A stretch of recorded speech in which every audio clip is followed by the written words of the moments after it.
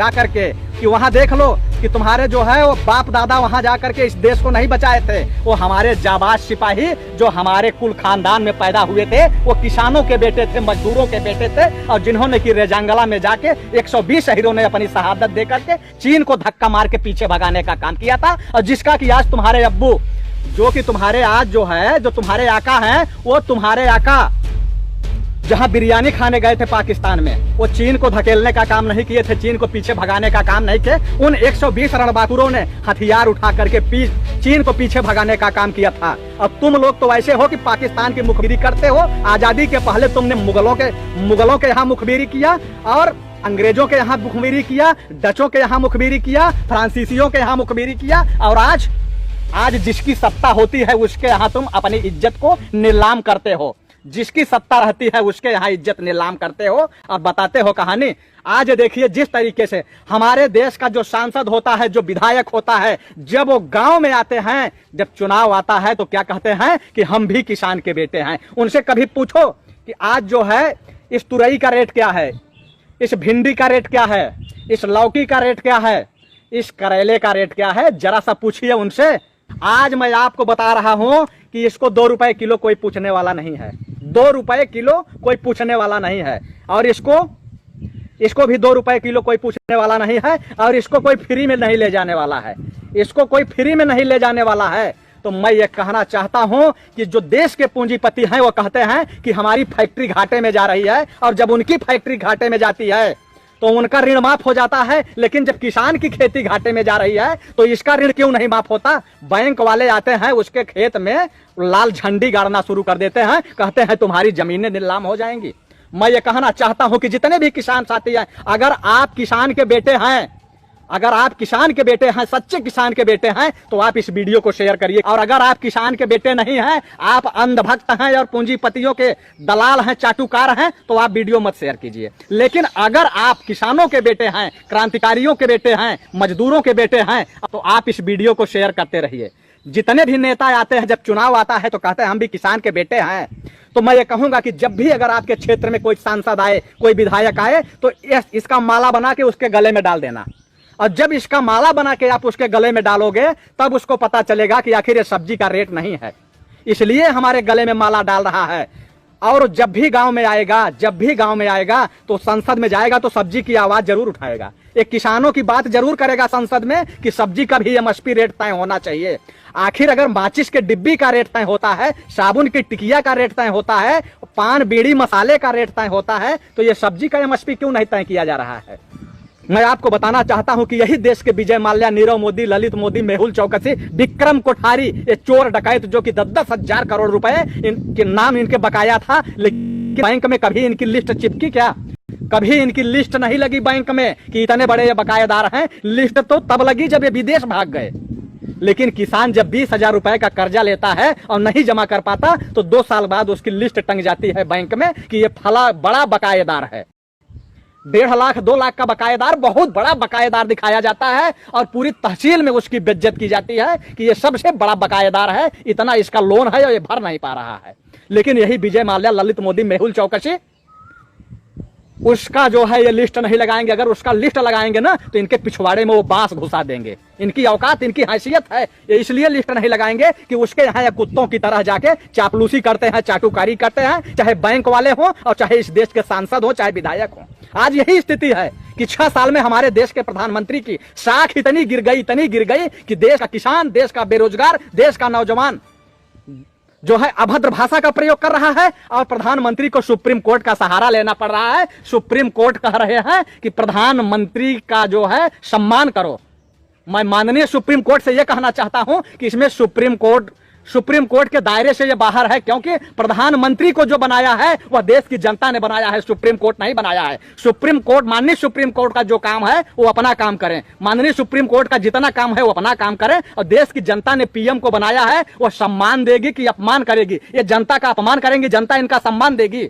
ये जनता को लाठियों से पिटवाएंगे गरीबों को, और वो गरीब इनका सम्मान करेंगे। ये किसानों को जो है फांसी लगाने पे मजबूर करेंगे और किसान इनका सम्मान करेगा। किसान ने सम्मान तो किया, अब इतना बड़ा सम्मान किया, इनको इतना बड़ा जनादेश दिया कि इनको पूर्ण बहुमत में सत्ता में आया, लेकिन इन्होंने किसानों के साथ और मजदूरों के साथ जब धोखा किया तो क्या सुप्रीम कोर्ट ने कहा, माननीय सुप्रीम कोर्ट ने एक बार भी कहा कि आपने जो वादे किए थे वादे पूरे करो? आपने एक बार भी नहीं कहा कि प्रधानमंत्री जी आपने जितना भी वायदा किया था अपना वायदा क्यों नहीं पूरा कर रहे हो, पूरा करो उसे। लेकिन आप कह रहे हो आम जनता से कि प्रधानमंत्री का सम्मान करो। प्रधानमंत्री के ऊपर तो 420 का मुकदमा होना चाहिए, प्रधानमंत्री के ऊपर 420 का मुकदमा कायम होना चाहिए, क्योंकि इन्होंने जनता का अपमान किया है और जनता के साथ झूठ बोला है। कोई भी आदमी अगर झूठ बोलता है तो उसके खिलाफ 420 का मुकदमा हो जाता है। और देश के सांसद, देश का विधायक और प्रधानमंत्री ये जनता के साथ जब झूठ बोलते हैं, ये लोकतंत्र का हनन करते हैं, तो इनके ऊपर आखिर मुकदमा क्यों नहीं होता? तब उस समय माननीय सुप्रीम कोर्ट क्यों नहीं संज्ञान में लेते? संज्ञान में लेना चाहिए सुप्रीम कोर्ट को, लेकिन उस समय संज्ञान में नहीं लेंगे।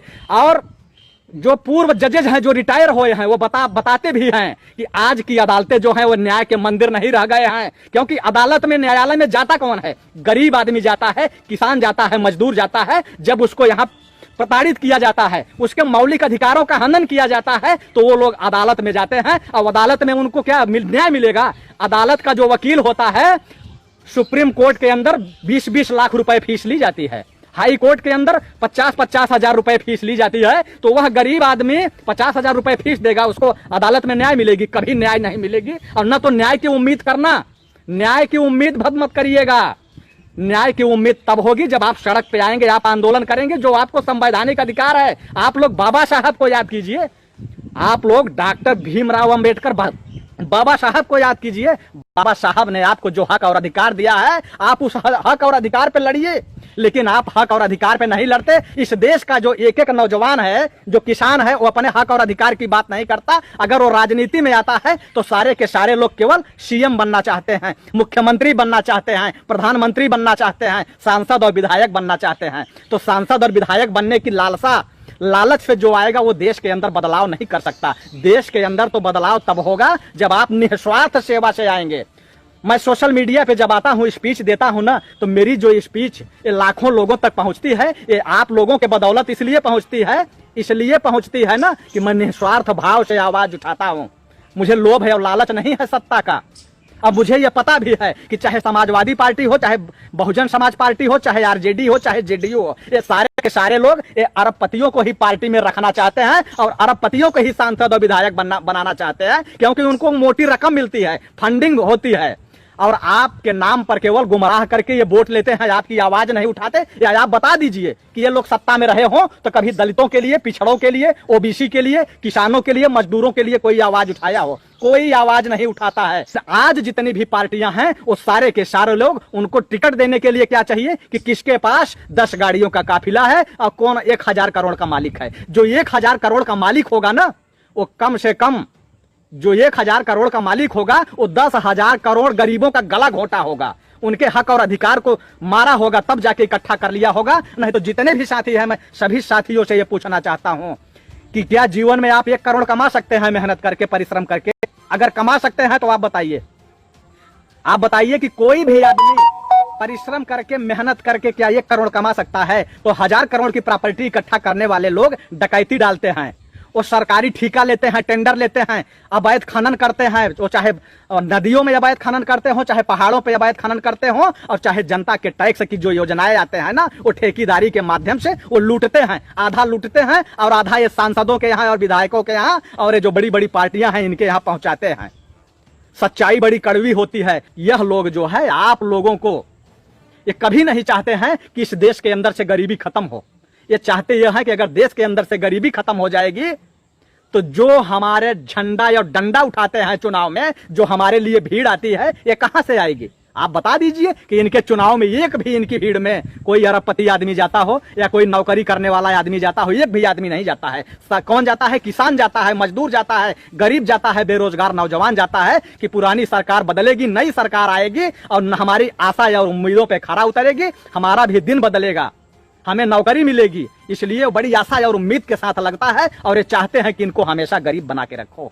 जितने भी साथी हैं, मैं आपसे गुजारिश करूंगा कि आप लोग एक बार वीडियो शेयर कर दीजिए, क्योंकि आप लोग अगर बोल नहीं सकते हो ना तो कम से कम शेयर तो कर दो।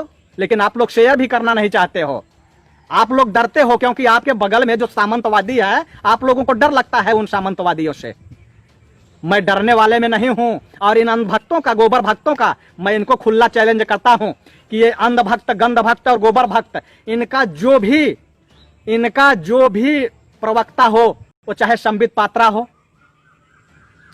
पात्रा हो, और चाहे अभी जो सपा से निकल के गया है, जिसको अपने मंत्री का नाम तक नहीं पता है, मंत्री का नाम नहीं पता है, ट्रिलियन के जीरो का पता नहीं है, मैं उनको खुला चैलेंज करता हूं कि अगर किसी दिन चाहे तो ये इस पे बहस कर सकते हैं, इस पर बहस कर सकते हैं, इस सब्जी पर। और आने वाले समय में मैं आप लोगों को खुला चैलेंज करता हूं कि अगर आप लोग अपनी आवाज को अगर उठाते रहे आप लोग, तो आने वाले समय में मैं चैलेंज करता हूं कि आपके सामान का एमएसपी तय होगा। इनकी औकात नहीं है, इनकी हैसियत नहीं है कि आपके एमएसपी को ये तय न करें। लेकिन आप लोग अगर मुर्दों की तरह पड़े रहोगे, आप बोलोगे नहीं, तो आप तो जो है गूंगे हो ही, लेकिन आपकी आने वाली जो पीढ़ी है ना, वह आने वाली पीढ़ी कई साल तक वह बोल नहीं पाएगी और मूक बधिर पैदा होंगे, गूंगे पैदा होंगे और विकलांग पैदा होंगे। इसलिए मैं आप लोगों से कह रहा हूं, और ये अंध भक्त, गंध भक्त और गोबर भक्त यहाँ से निकल लें। ये 90 पैसे में कमेंट करते हैं, कितने में? मात्र 90 पैसे में। और अगर इनको दर्द होता है किसानों से, मजदूरों से, दलित वंचित शोषित समाज से, तो मैं ये कहूंगा कि आप जितने भी साथी देख रहे हैं, मैं सभी साथियों से कहूंगा कि आने वाले समय में आप लोग कभी भी किसी भी मंदिर में अगर जाएं तो वहां फूल चढ़ा के वापस आना, वहां 10 रुपए चढ़ाने की कोशिश मत करना। क्योंकि जब आप वहां 10 रुपए चढ़ाते हो तो उस मंदिर में बैठा हुआ पुजारी काजू खाता है, पिस्ता खाता है, बादाम खाता है, और वहां आने वाली महिलाओं का शोषण करने का काम करता है। और जिस दिन आप मंदिर में केवल फूल चढ़ाने का काम करेंगे ना, आने वाले समय में ये मंदिरों से सारे पुजारी निकल जाएंगे। ये मंदिर में एक भी पुजारी नहीं मिलेगा आपको, केवल आप अगर पैसा चढ़ाना बंद कर दीजिए। लेकिन आप जाओगे, पैसा चढ़ाओगे, तो वहां पुजारियों की तो लाइन लगी रहेगी ना। और वो आपको क्या बताएंगे कि तुम गरीब इसलिए हो कि तुम्हारे पूर्व कर्मों का जो पूर्व कर्म है ना, वो तुम्हारा पूर्व कर्म ठीक नहीं है। तुमने पूर्व जन्म में जो कर्म किया था ना, वो तुम्हारा वो कर्म ठीक नहीं है। ये कहेंगे कि तुम्हारा बाप दादा कभी पूजा पाठ तो करवाया नहीं घर में, कभी यज्ञ हवन तो कराया नहीं, इसलिए तुम्हारे यहाँ गरीबी है। मैं ये पूछता हूं कि ये झोला लेकर के पूरे दिन आपको पाखंड में कथा सुनाते हैं, पूजा कराते हैं, आखिर ये क्यों नहीं अमीर हो जाते? ये क्यों गरीबी का जीवन जी रहे हैं? लेकिन मैं आप लोगों से ये कहना चाहता हूं कि जितने भी देश के किसान हैं, जितने भी देश के मजदूर हैं, जो भी किसानों के बेटे हैं, जो भी मजदूरों के बेटे हैं, आप लोग आवाज उठाइए और आवाज बनिए। क्योंकि जितनी भी विपक्ष में राजनीतिक पार्टियां हैं, ये न आपकी आवाज बन पाएंगे और न आपके लिए ये काम करेंगे। इनका केवल सत्ता से मतलब है या तो विपक्ष से मतलब है। अगर ये विपक्ष में भी बैठे रहेंगे तब भी इनकी रोटी चलती रहती है, क्योंकि अरबपतियों के द्वारा इनके घरों में चंदा पहुंच